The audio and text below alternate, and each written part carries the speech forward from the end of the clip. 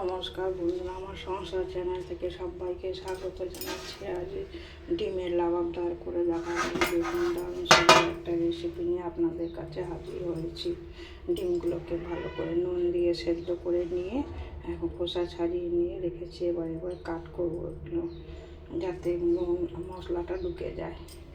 লাগছে হচ্ছে আদা, রসুন আর হচ্ছে টমেটো ভেজে পেস্ট করে নিয়েছি। লাগছে কুচনো পেঁয়াজ, আর ফোড়নের জন্য লাগছে হচ্ছে গোলমরিচ, লবঙ্গ একটা, লম্বা হচ্ছে দারচিনি লাগছে, আর তেজপাতা লাগছে, এলাচ লাগছে, আর হচ্ছে মশলার মধ্যে লাগছে হলুদ গুঁড়ো, লঙ্কার গুঁড়ো, জিরে গুঁড়ো, ধনে গুঁড়ো, আর হচ্ছে লাল লঙ্কার গুঁড়ো, আর কাজু বাদাম বাটা লাগছে, হচ্ছে লঙ্কা, আর হচ্ছে টক দই লাগবে।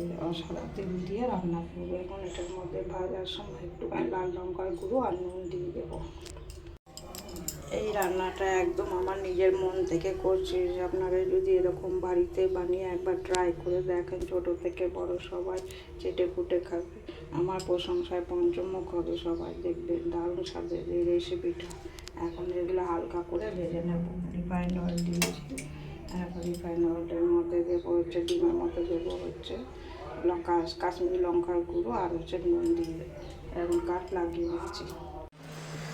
লাবাবদারের মধ্যে হচ্ছে ফ্রেশ ক্রিম দিতে পারেন, আর হচ্ছে নারকেলের দুধ পাওয়া যাবে। নারকেলের দুধ যদি না পান তাহলে ফ্রেশ ক্রিম দেবেন, কিংবা হচ্ছে দুধের সর দিতে পারেন।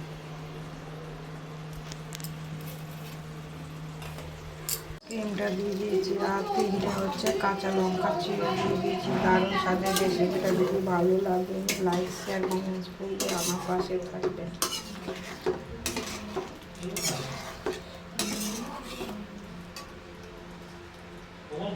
সুস্থ থাকবেন, ভালো থাকবেন। আবার অন্য কোনো রেসিপি নিয়ে আপনাদের কাছে হাজির হব।